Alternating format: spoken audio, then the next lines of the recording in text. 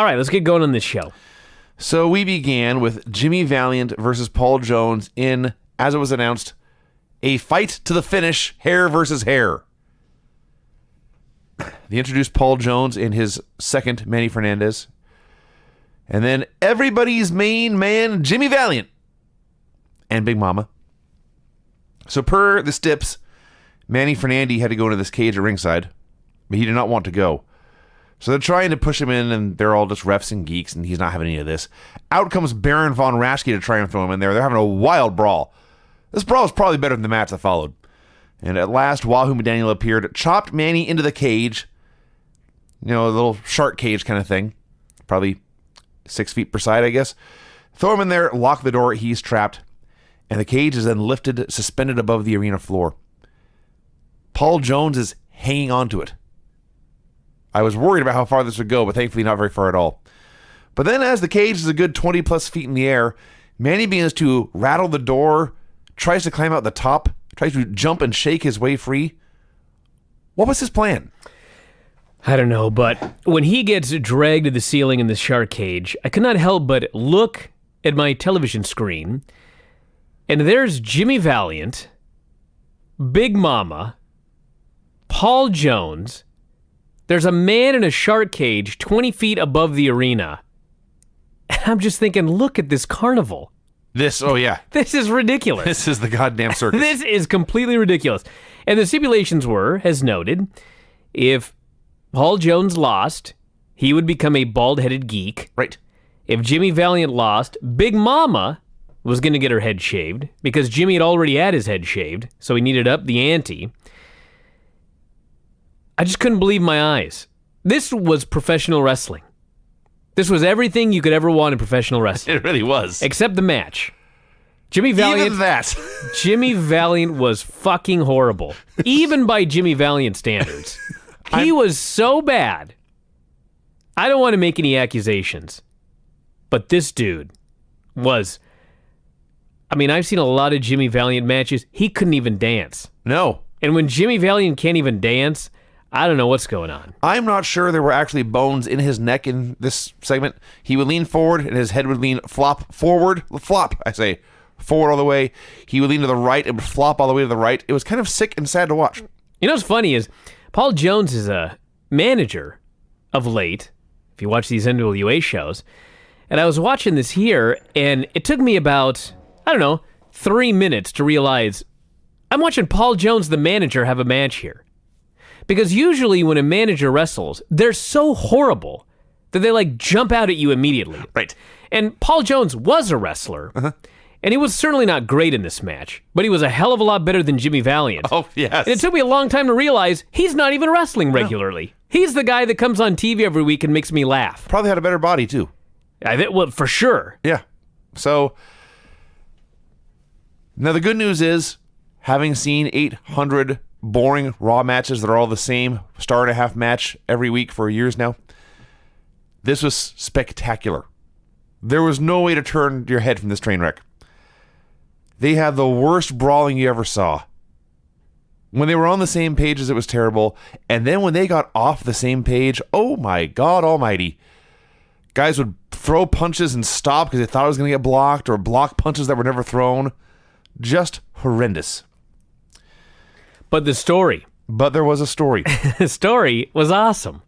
Jimmy kicked his ass forever until Jones reached into his tights and pulled out a foreign object. He used this object to punch Jimmy, and that wasn't enough to knock him out. Now he had the advantage. And he worked him over in a totally competent, trained, professional manner.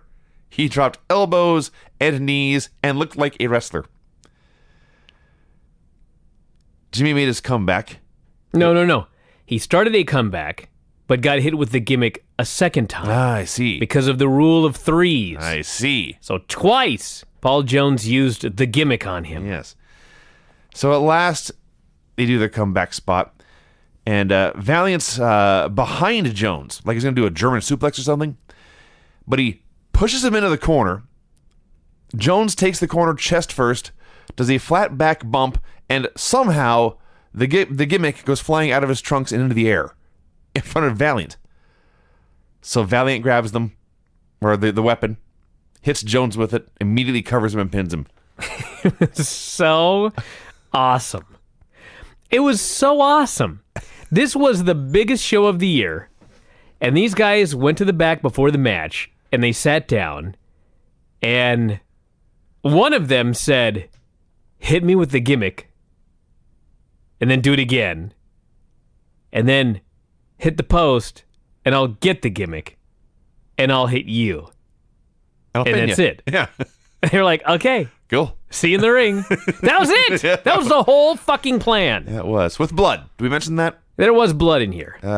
Listen, everybody. As Dave noted on the board in all caps, spoiler warning, there's blood in every goddamn match. So now we don't have to mention it from now on. Okay. Every match on the show, blood.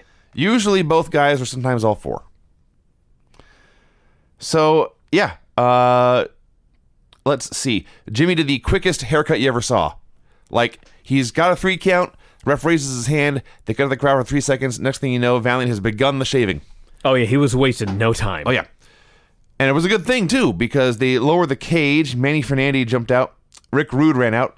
They jumped Valiant immediately. They hit Eminem's snapshot onto a chair. Now you know what Joey Mercury was watching when he thought of that finish. They fled with Jones, trying to cover his bald head, and the babyfaces tended to Valiant, who sold as if he'd been killed. This was, at the same time, a 4-star match and a -2-star match. Basically, yeah. It could not have been simpler, and the pop for the finish was astonishing. Oh, yeah. And I will talk about this more later, because there is a very, very important lesson to be learned by Starrcade 88. Or 86. Or 86. Probably 88, too. Yeah, I'd imagine so. Then we got something else. You know, I almost You began to fast-forwarded skip this, and I past protested. this. Yeah, and as soon as I saw the fire and I heard the music, Oh, yeah. I was like, we got to watch this. So the announcers say, here's Nelson Royal to tell us all about the Bunkhouse Stampede. And that was all you needed to hear. You were ready to skip. And I can't blame you for that. But before you hit the button, it was Nelson Royal at the campfire with a cowboy hat on. He invited us to come join him for a cup of coffee. This was like Raven in the Tree, It was. but a million times better. Okay, everybody, here's all you need to know about this. All Nelson Royal had to do was explain that it was a battle royal, come as you are, with weapons. Yeah. How long did it take for him to explain this? I believe it was 40 minutes in before we finally gave up. We did eventually give up. Eventually gave up. That should tell you something. It started off so awesome. First, he began to tell the story of bunk houses. Apparently, as best I can follow, because I was trying to pay attention here, but as best I can tell, back in the day, you'd have a bunkhouse out on the ranch, and all the ranch hands would be living there. 12 to 15 guys living together in one bunkhouse. And you get 12 to 15 guys living together in one bunkhouse. Eventually, everyone goes insane, and they all got to go have a big fight. And this is the Bunkhouse Stampede. It's a street fight battle royal. Wear your cowboy boots, wear your spurs, bring any weapon you can find, and the last man standing wins. He noted that in the first bunkhouse battle he'd ever been in, he broke his arm. That's right. And he went into great detail about how this happened.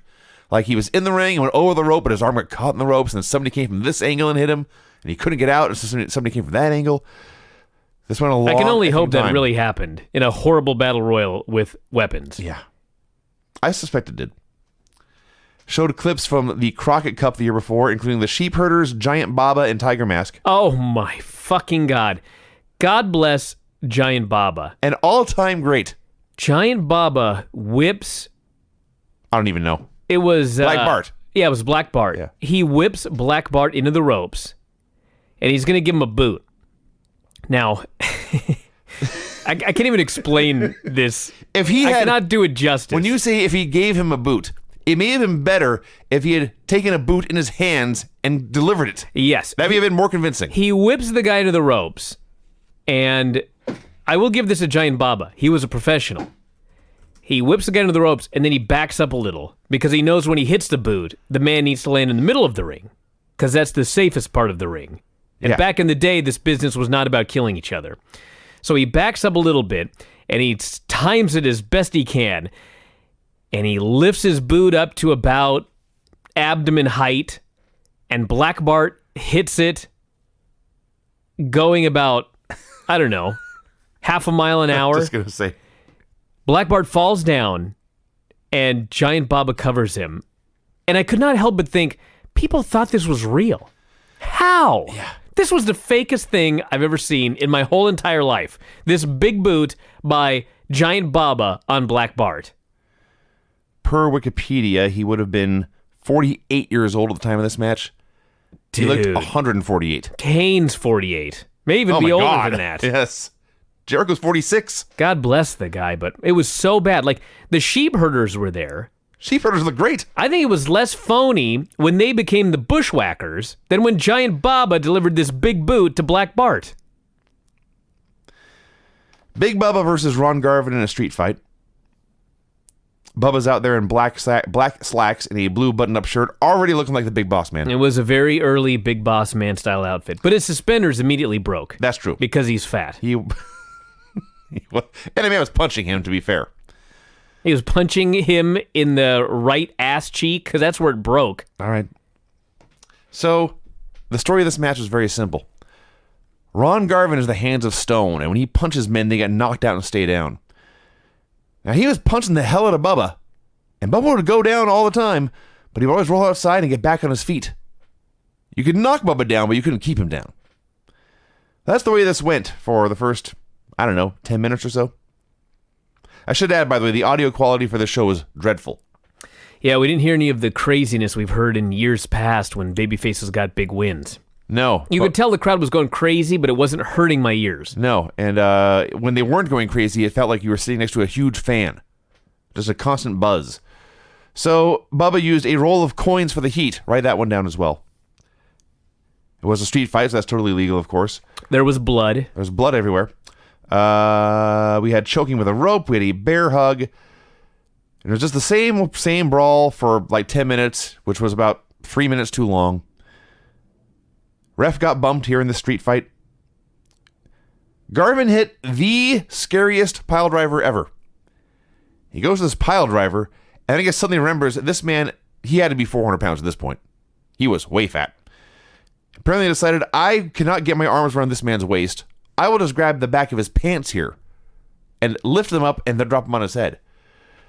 This meant he had no control over this 400-pound man and dropped him right on his head. It looked terrifying. Foley used to do that pile driver as well, and many others. Much better, and to men who are not 400 pounds. Yeah. So, let's see. Bubba gets pile drived, but then Cornette thwacks Garvin with a racket. The ref recovers. He counts both men out. You cannot have a draw in a street fight, so he announces the first man to his feet will be the winner. Now, let's talk about that a little bit, because this is another example of where things weren't always better back then. If something like this happened nowadays, you would have some commissioner come out and they would say something to the timekeeper. The timekeeper would say something to the referee. The referee would say something to the ring announcer. And the ring announcer would make a very dramatic announcement that this match must continue. The old Howard Finkel. In this, the referee just counts both guys down. Then he just kind of looks at him and realizes, well, this can't happen. And he just hurriedly announces, the match must continue, but he says it like to the timekeeper, and it kind of goes over the house mic, and we sort of hear it, and then the match just keeps going. It was rushed. There was no pomp and circumstance about it. I'm sure most of the fans were confused, not be able to figure out what the hell was going on. This was not better. No. Okay, so we get the pile driver and the racket shot. Both men are down. The ref counts to 10 and then announces the first man to his feet will win. So they're fighting and struggling to get to their feet, and Garvin makes up to his hands and knees. At this point, Bubba grabs the ref, so the ref can't see Garvin. Cornette knocks Garvin down again with a racket, and Bubba scurries to his feet and gets the win. Those are the most screw jobs I've ever seen in one street fight. Yeah. Started out fun, but went too long and too much bullshit at the end. You know, nowadays, if Big Bubba came up, first off, he may not be hired because he's too fat. And if he was hired, he'd be in NXT for like 3 years. Yeah. And maybe he'd get a shot, maybe he wouldn't. He'd be doing drills, he'd be doing all sorts of stuff. And he'd probably be called up, quote, too early. But this Big Bubba here was for sure called up too early. He was not ready. But you know what? Back then, they threw these guys in the ring and they learned on the job. Sink or swim. And they had to learn on the job not in front of 200 people in Florida, but they had to learn on the job in front of like 47,000 people on closed circuit at Starrcade 1986. And this Big Bubba was horrible, but you know what? He was in there and he was learning how to do this.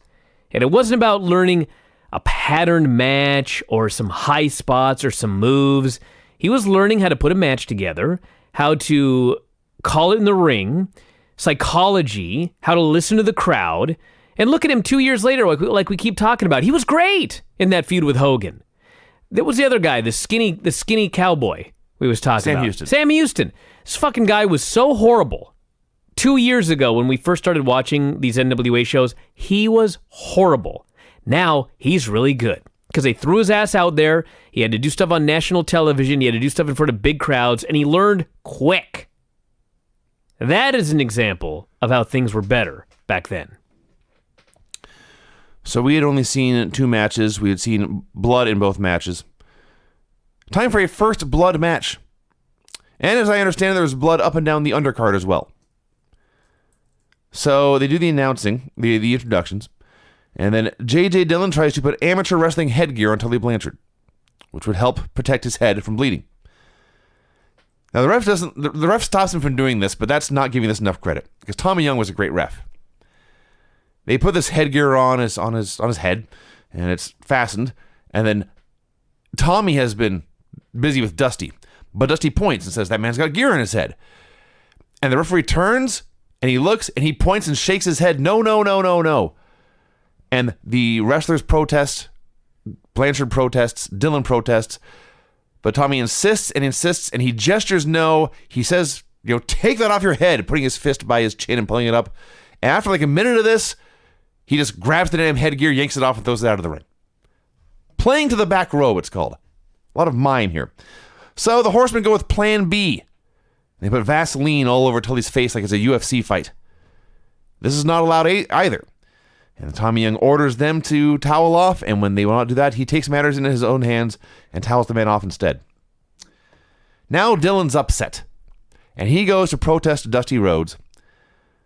Dusty Rhodes hits a bionic elbow, which is where he has a pad on his elbow, and he hits a man in the head with it, and it's lethal. Dillon's head explodes. He got so much blood here. Plasma everywhere. And the best thing is, as the match goes on for like 15 minutes, he's just out there being a manager, and everyone's just pretending there's not blood pouring out of his face. It was so amazing. It's just astounding. And when he gets hit with his elbow, you've never seen a guy sell an elbow like J.J. Dillon sold this elbow. He's on the mat, he's kicking his legs, he's flopping around, he's grabbing his head, bleeding all over the place. I'm like, they're going to stretcher this guy out. We're not going to see him for months. I'm wrong. He's fine. He rolled out of the ring and he managed. Just blood. Completely covered in blood. Yes. And you know what's even more entertaining about this? I'm going to cut to the finish here very quickly. They do another screw job. And, of course, Dusty hits the elbow on Tully, and Tully's bleeding. Referee takes a bump. JJ starts to clean up Tully. He starts to towel him off, and he starts to use Vaseline to close the cut. And I'm just thinking, why didn't you fucking close your own cut, you idiot? You've been standing out there for 15 minutes bleeding fucking buckets, and apparently you've got Vaseline and a towel right there next to you. Yes. So the whole story, the whole match was, since the only way to win was to make your opponent bleed, and since the best way to make your opponent bleed is to punch or elbow him in the forehead, that's all they did. But they also made a big show out of dodging each guy's strikes. So both guys knew, they wrestled this match as if they had everything to lose. One mistake could cost them the TV title here. It's not that you get hit with a move and you have 3 seconds to kick out, or a guy puts in a submission, you have a chance to fight free or counter it. No. If you get hit and you bleed, you're done. So both guys were very, very, very, very, very cautious. Had a very good story. And every time, all Dusty had to do was like lift his elbow, which had been proven to destroy men's heads, Tully would drop to his ass and roll out of the ring. Just this elbow being raised above head level. Now, it had a lot of tension. It told a good story. Virtually no action. Dusty was so fat in this match. I'm pretty sure that Dusty outweighed you, Max, and Action all put together. He was so fat. And I do have to say that what he did looked good, but he didn't do a damn thing. No. He threw a few jabs that looked really good. Uh-huh. He threw a couple of elbows that looked great. Yeah. I don't even know if he did anything else in the whole entire match. There was no... Because I've seen him do the big jumping elbow or a drop kick once in a while or a DDT or even a press slam. The most athletic thing Dusty did here was a vertical suplex to a man he outweighed by probably 150 pounds. Probably 350 pounds, let's be fair. So, Tully tried to use... the ref got bumped again. Did I mention that? Not yet. Everyone should know that there's a ref bump and blood in every goddamn match on this show. Yeah, so the ref gets bumped. Tully tries to win with JJ's shoe. But Dusty cuts him off, and he picks up Tully by the hair, and he's got the shoe in his hand. And he's ready to, the loaded shoe is going to bust this man up for sure. But that's not Dusty's style. And he throws the shoe away, and he drops Tully with one big punch, and he gets the mount, and he punches and punches and punches. And I'm pretty sure... He gave him the elbow first. He gave him the elbow first. Yes. Sorry, not the big punch. He elbowed him down, then got the mount, and I'm pretty sure busted him open hard way. So now Tully is bleeding. Time to revive the ref. And as you noted, as Dusty's reviving the ref, Dylan patches up Tully, towels him off, Vaselines him, passes him, of all the weapons in the world, another roll of quarters. Very common in the South, apparently. So Dusty gets hit with a roll of quarters, goes down, gigs, and then comes up right next to the ref, who looks up, rubs Dusty's forehead, rubs his thumb and fingers together to indicate there's wetness here, and he calls for the bell. And Dusty is lost the first blood match. I did love that Dusty's bleeding everywhere. The referee looks at him. There's blood coursing down his face 3 inches from him. But the ref has to make sure, I've got to feel this blood. Oh, yeah. Make sure he didn't just get red streaks on him. They weren't making movies back in the day. And weren't even really making a TV show. They were doing a live event that happened to be put on television. So they were, and all the performers, but especially the refs in this show, they had to get their message across to the people in the very, very back of this huge arena and make sure they knew what was going on. You're right, but you know what? Even nowadays, with that big-ass Titantron, you know how many times I've gone to WrestleMania and I've just asked myself, why am I watching the Titantron at WrestleMania? I could be doing this at home. Why am I not watching The Ring? The answer is because you can see it better on the big screen. Sure. Because the people don't play to the back of the building anymore. No, that's my point. If they did, and they still should, yes, it would be a better product. Correct. That's the point I was trying to make. But anyway, yeah. Actually, I do have more to say about this.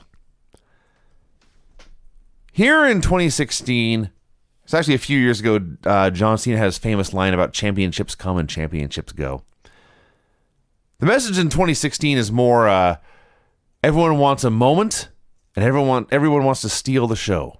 It's not a sport anymore. In 1986, wins and losses mattered. You wanted to be the champion. Yes. You didn't just want to win. Mm-hmm. You didn't want to have the best match. That was patently clear with Dusty's performance here.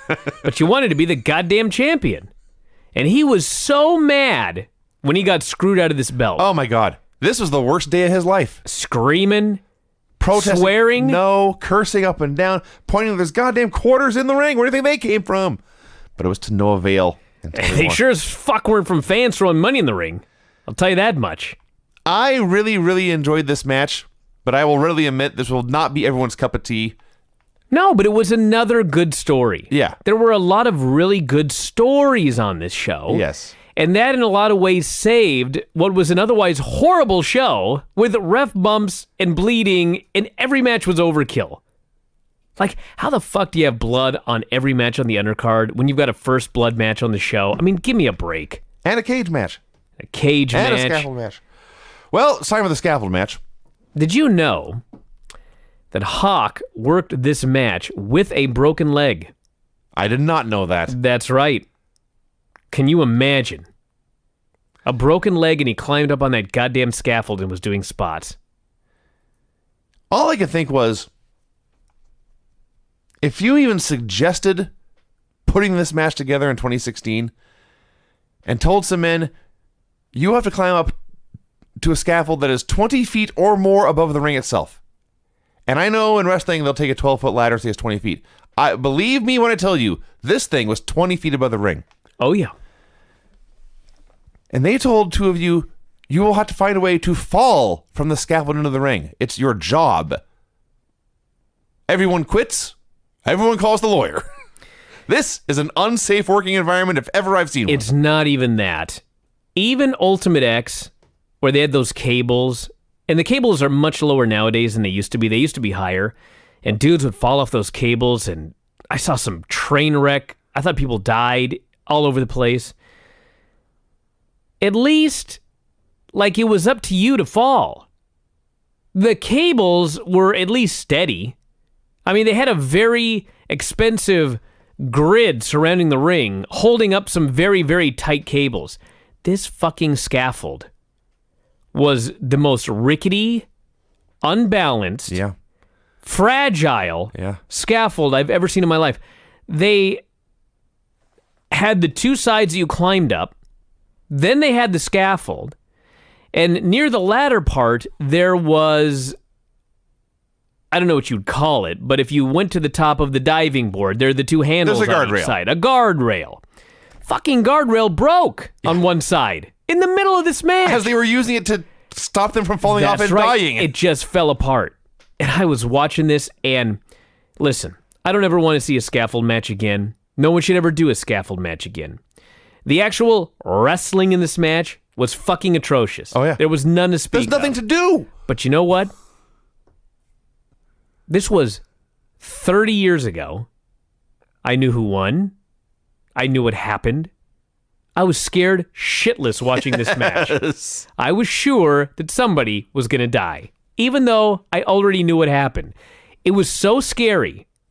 And part of wrestling is you want to get like a legitimate reaction out of the fans. Sure. And they sure as shit got a legitimate reaction out of me and the fans with this scary fucking match right here. So almost literally the only thing they could do, because it's four men on a scaffold approximately 6 feet wide going over the ring. Road Warriors wasted no time climbing up there, standing tall and proud and daring the Express to come up. And the Express were afraid of heights and cowards, and so they're climbing up very slowly, and even when they get up there, they won't stand up. They're on their hands and knees. And finally, Condrey crawls through Animal's legs to brawl with Hawk, and they just pair off and go to the ends. And all they can do is brawl. So there is punching, there is stomping, there is choking and eye raking, and there's trying to push guys off the edge. So for a while, these maniacs, and I do use that word, they tease falling off the ends. So even if they did fall, they wouldn't even land on the ring. They'd land 5 feet farther and on the cement. This would have been a fatality, absolutely for sure. Hawk's got both legs hanging out over the pavement, hanging by the guardrail, which, as you noted, broke. They do this for a while. The Express were able to throw powder in the eyes, so at least we had blind warriors. It went on and on and on. They began to climb down the scaffold supports, and eventually this led to all four guys doing monkey bars at the bottom of the scaffold. And the Road Warriors are swinging back and forth and kicking the Express. And Condrey goes down first, and he lets go, and he lands on his feet, and you thought he's dead. That fall killed him as he landed in control on his feet. It was so goddamn high. Then it got worse. They do the same to Eaton. They're swinging back and forth and kicking him in the gut. And finally he lets go. And I don't know what he was trying to do, but what happened was he is going down kind of at an angle.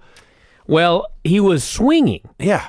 You don't want to swing. No, you want to hang and let go so you go straight down and can control your landing, at least to a degree. In the very, very best case scenario, you would land essentially like a like what I'd imagine a violent parachute drop would like. Sure. Yeah. But this guy is swinging back and forth like he's getting ready to do a giant on the high bar. Yeah. And on the forward swing, his feet are in front of him, and he lets go. Right. This guy never learned anything about gravity, physics. Yeah, there you go. So as he is falling, it looks like he's going to land on one leg, and from this height at that angle, his leg would have broken off. Sid would have had nothing on this broken leg here. Thankfully, for us, the viewers at home, he swung his leg out from underneath him, but that meant he landed on his side. Incredibly violent. And there is more. It's time for, after all these months, for Jim Cornette to get his comeuppance. So Paul Ellering chases him up the scaffold. One of the Warriors is still up there. They surround him. So he scurries over the side, and you talked about this in the last show we did, but he's... Well, first off, as he scurries over the side, it was very clever, because he's on the scaffold, and underneath the part you stand on are the monkey bars. And so imagine laying on your stomach on a platform and having to somehow hang over the edge, reach underneath with both arms, and grab the monkey bars so that you can release your legs and end up hanging underneath. Yes. Okay, this is pretty much impossible. So they had, I think it was Animal, basically kind of tackle him, sort of. Right, yes. And so Animal held his legs while Jim Cornette scurried over the edge and got in position. And as soon as he got the monkey bars, Animal let go of his legs and he ended up hanging. It was very clever. Sure. It was madness, but it was very clever. So Cornette now is hanging there, and Big Bubba's supposed to catch him, and Cornette lets go, and Bubba don't catch him, and Cornette fucks up both his knees for the rest of his life. I think it was only one, but... You know what's interesting? He is a total pro. As he is screaming, the right knee, and this was a totally legit injury that still fucks with him to this day, but he's still in character. He's squealing and weeping about his right knee, and Bubba has to carry him out of the ring. So God bless him for that. This was uncomfortable to watch, to say the very least. It made me queasy at times.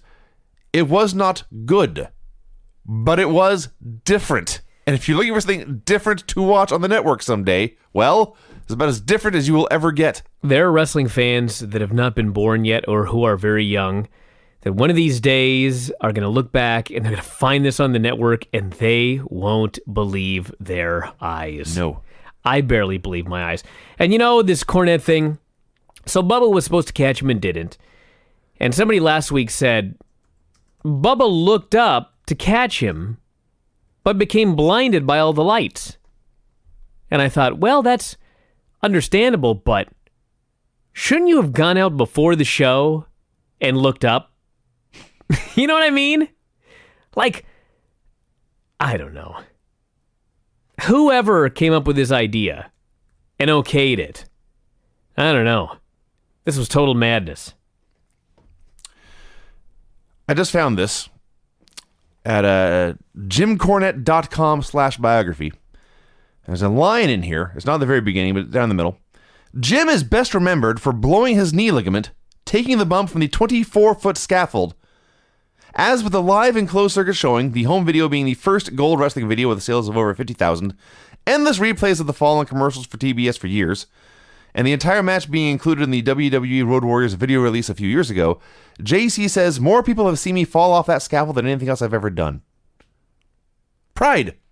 Well, you know, you got to make the best of a bad situation. If you're going to do something really, really, really stupid, don't do it in front of a dozen people in a garage somewhere. At least it was on film. Yes. All right. We had a Great American Bash recap we skipped. Andersons versus Rock and Roll Express in a steel cage match for the World Tag Team titles. This was a great tag team championship match. I fell in love with this match. I have seen this before, and I think relatively recently, in the past decade or so, but I had forgotten how goddamn great this was. Well, you know, you had the Rock and Roll Express and the Andersons. Let me write this down. Having a tag team match. Now listen, I'm not going to sit here and tell you I ever had a match even remotely resembling this, because that would be a lie. But, you know what I thought about when I watched this match? Every Brian Alvarez and Samito versus Buddy Wade and Richie Magnet match that there ever was. They did this exact same thing. They were the Andersons. They beat the shit out of me for like 15 minutes. I would struggle for the tag and get cut off, blah, blah, blah, blah, blah, blah, blah. Call the whole thing in the ring. You have somewhat of a plan. I mean, I was like, man, back in the day, this was how it was. It was so great. Not like today where every match is exactly the same. Mm-hmm. I kept waiting for Ricky to make a hot tag, and he never did. No. Now, the story of this is very, very simple. There were two teams in this cage match here. One team was small but fast. The other team was big. And cute. That was important, yes. The other team was big but slower. And ugly. Why do I have to explain this? So, they were in a cage. And the point of the cage was to make sure neither team could run away and no one could interfere. Guess what happened? Well, if I seem to recall correctly, nobody got away and nobody interfered. Fucking A right. The other thing here is there is mere inches from the ring ropes a dangerous steel surface with sharp edges and a grate. It hurts to touch this thing. So, did they go flying headfirst into this over and over again in the first 30 seconds? They didn't. They tried. They tried to throw each other into the cage because it's a big, dangerous weapon. Why wouldn't you use it to your advantage? But everyone was so careful about being thrown into the cage, they would always avoid this and immediately retreat back to their corner, realizing they had just dodged a bullet. Eventually, the Andersons are able to isolate Robert on the top rope. They slam his leg into the cage. Because you don't want to do... There's juice in this match, but save it. So for about 5 minutes, they are attacking his leg. And the crowd is anticipating this hot tag. You think, man, Robert's in trouble. But Ricky's going to hit this ring of House of Fire, and then the Andersons are in trouble. Man. And they teased it, and teased it, and teased it. And finally, Gibson gets the tag. Ricky Morton hits the ring for a House of Fire for 12 seconds. And Arn just says, fuck this. And he grabs the pretty little blonde guy and throws him into the cage, and Morton's dead.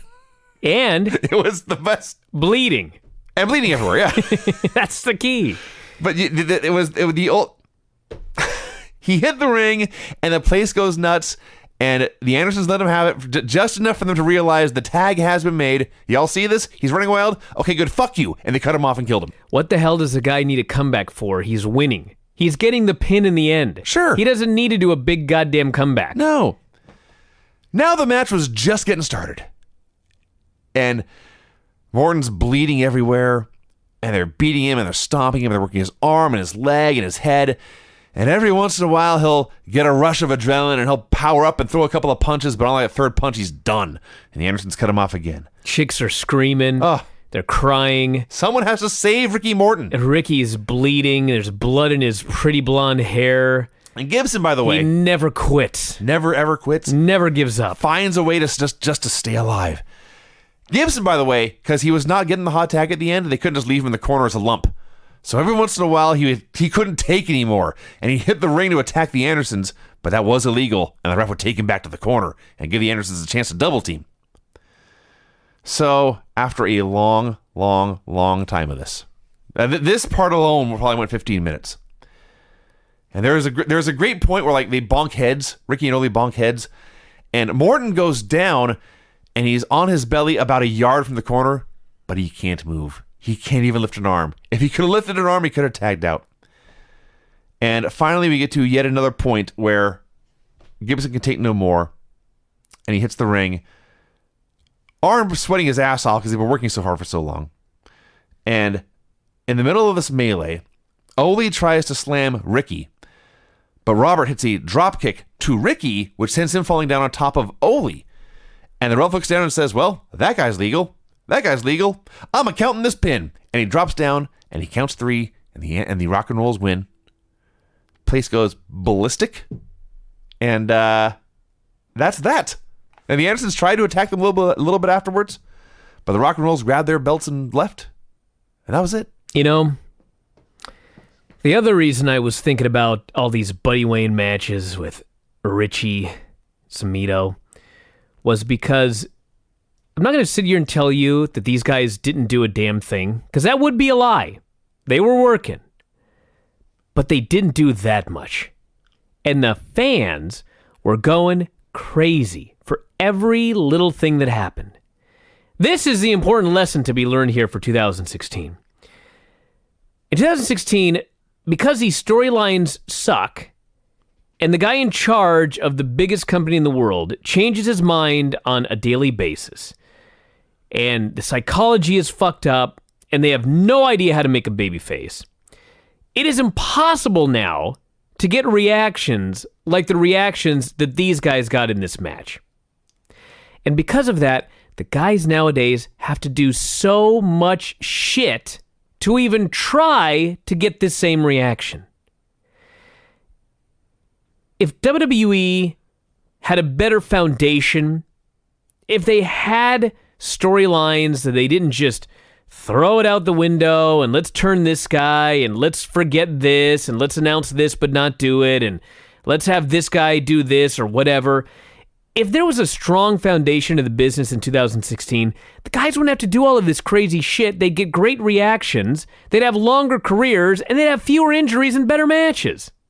It's painful, and it's not even their fault. Look at all the crazy things that the guys had to do in the Hell in a Cell matches to not get half the reaction these guys got in this match. No, don't be nice and say they got half the reaction. They got 10% of the reaction. It's just amazing. These guys really didn't do anything. Ricky had to kick out. Yeah. And girls screamed at the top of their lungs. I don't know. Such great old school professional wrestling. Yeah. It was two men beating up one man. All they did was stomp him, choke him, go for the blood, leg holds. Like, that spine buster was probably the biggest athletic thing in this match. I mean, I don't want to get on the New Day because I like the New Day, and it's not the New Day's fault. But on Raw Monday, after that 20 minutes of talking, they had a tag match, and I'm not sure I've ever seen a tag match that had less of a reaction from the audience than that one did on Monday. They were deathly silent. They didn't give one shit about the actual wrestling match with the New Day. It was mind-blowing how quiet they were. And then I watched this. Yeah. Everyone go watch this immediately. Turn off this here podcast, go watch this match. Had a Magnum TA music video. Okay, I need help from the listeners. Was this Magnum's mom or his wife? There was a woman in this video. Because remember his mom was on that one segment? Yeah, that's Was true. this her? Probably. I think this was his mom. Because this was clearly filmed before his wreck. Obviously. And they probably took the footage they had. They did an angle with his mom earlier. I don't think they ever did anything with his wife. Plus, she looked old enough to be his mom. If that is his wife, I apologize, but that's how it looked. It was a haircut. She had a mom Could haircut. have a mom haircut. She looked like Linda McMahon. Kind of. So, the music, which I would assume the music was dubbed over here. I don't know that. But it's like contemporary Christian rock. And Magnum is running on the beach. And when I say running on the beach, find a beach. Go to the beach, look way off in the distance at some guy running. Now imagine him running all the way to you in like 30 minutes. That was Magnum. It wasn't even that. When the video first started, he's running on the beach, but they're showing video of the sunset with clouds, and Magnum is running at you through the clouds From the sun. as this music is playing. Yes. And I was like, did he get in a wreck or did he die? Because they're playing this off like he's dead. He's running at us from heaven. So he runs and he runs and he runs and he runs and he runs. Then we see the back of a woman's head for a while. I'm not making this up. He runs and he runs and he runs and he runs. Back of a woman's head. Runs and runs and runs. We get a close-up of his hairy pecs. They zoomed in as he's running, and they focused on his hairy boobs and his hairy stomach, and nothing else. For a long time. And they're bouncing and jiggling in slow motion as he runs. Then he gets to his mom. Well, first there was a bird. I forgot the bird. We had a close-up of a bird for a while. He gets to his mom, and after this 1 mile run I've just watched this guy do, hasn't even broken a sweat, not even breathing hard. She offers him a towel, which he doesn't need because he's not sweating, but he accepts it, takes her hand, and they go for a walk on the beach. The end. His life is like a box that's never empty. That was the lyric, yes. Yeah. What in the hell does that mean? Don't ask me, dude. I didn't write the song. Ric Flair versus Nikita Koloff, the main event for the World Heavyweight Championship. If you have ever seen a Ric Flair versus Big Muscle Man match, you've seen this, baby. First, I decided most of Nikita's offense was just being big and scary. Flair would hit a bunch of chops, Nikita would no-sell them, hit one chop of his own, Flair would go down, and Nikita would stalk him slowly. At first, I thought he's being Jason Voorhees. And then after a while, Flair was able to cut him off and work the leg for a bit, but only for a bit, and Nikita would still stalk him, but he would sell the leg while he was stalking. That's when I decided Nikita is not Jason Voorhees, he's Imhotep the Mummy. Or perhaps Horace Pinker from Shocker. The highlight of the match, which you were not in the room for, Flair very early goes for a vertical suplex. And he lifts him in the air, holds the big Russian up for a while, drops him down, and he pops up and he's all happy. Nikita stays down for a second. And Tommy Young looks at Nikita for a second, and a shocked expression goes over his face because he realizes, uh-oh, Nikita's penis has popped out. I left at the right time. You were not here for this. And he reached down, and he tucked Nikita's sickle back into his tights. Wow. Oh, yeah. Wow. This was a pro. Holy smokes, I'll say. Yeah. And as soon as he did this, Nikita, penis quickly restored to where it's supposed to be, jumped up to his feet to be a no-selling monster again. So thank goodness he did not have to jump up to his feet and be a no-selling monster with his dong hanging out. They had to have edited this. What do you mean? No. Like a black bar or pixelated? No, it's His dong's just hanging out? It's shot from an angle where you can barely see it, I see. but you can see there's something. I'm just amazed that all of the stuff that they edit on the WWE Network and some dude's cock is just hanging out. Left in the penis. Wow. Actual authentic human dick. So. And it's like you don't know what happened because clearly it must have been There's no question about what patently happened. obvious. Yeah. Wow. Just left it in. It's like Tommy Young was the best. He was the best.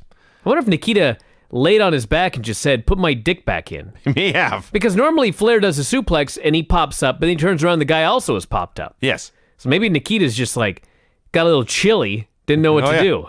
This seems inappropriate. He froze, so to speak. Tommy. Hey, a hand, brother. Tommy didn't hesitate, by the way. Tommy was rushing in there. So, yes, they do every Flair big man match you ever saw. Nikita does the Russian, they call it the Russian Hammer. I don't know how many... Russian Hammer's got a new name after I guess it this. does, actually, yes. I don't know how many Nikita Koloff squashes we've seen on Saturday nights, but I hadn't seen the Russian Hammer until this night, in either definition. He whips the dudes into the ropes, and when the guy's coming at him, Nikita chokes him. That's the Russian Hammer. So he does this If move. only the referee had been named Slappy McGowan. Indeed. And if only he'd put the Russian Hammer back in. Yes. So he goes for the sickle and misses and goes flying out of the ring, and that's when Flair gets offense for a while. Everyone's bleeding everywhere. I started to laugh at this point. Ref gets bumped. Nikita hits the sickle, makes the cover, no ref. Scrappy McGowan hits the ring. He also gets bumped. I believe he took 5 bumps for this one. I could not believe my eyes at this point. I was just like, is this a joke? Like, more ref bumps, more blood, another fuck finish. Yeah. Scrappy McGowan may have been playing the part of Shawn Michaels against Hulk Hogan at SummerSlam. How can I oversell this to the most degree? Tommy Young returns. He gets pushed down. He gets called for the bell. It's a double DQ. And every heel on the roster comes out to get Nikita. All the baby faces come out to separate him. That's how it ends. I'm sure they went around the horn with Flair versus Nikita all over the country for months. Hey, all those guys in the ring, it was a good setup for that fucking Bunkhouse Stampede. That too. But yes, I mean, this is a good pay-per-view main event, but absolutely nothing special, especially on the list of great Ric Flair title defenses. No. It was just... this. Granted, we don't watch all of these big events. We only watch the television. And the television's entertaining and everything like that. But man, watching this Starrcade, this felt like a jump in the shark event. Just every gimmick, every bad finish, it's just overkill from top to bottom. Yes. Still had fun. Still better than Raw. It was still way better than Raw. But there you go. Starrcade, everybody, 86 on the WWE Network. All the Starrcades are. So check that one out.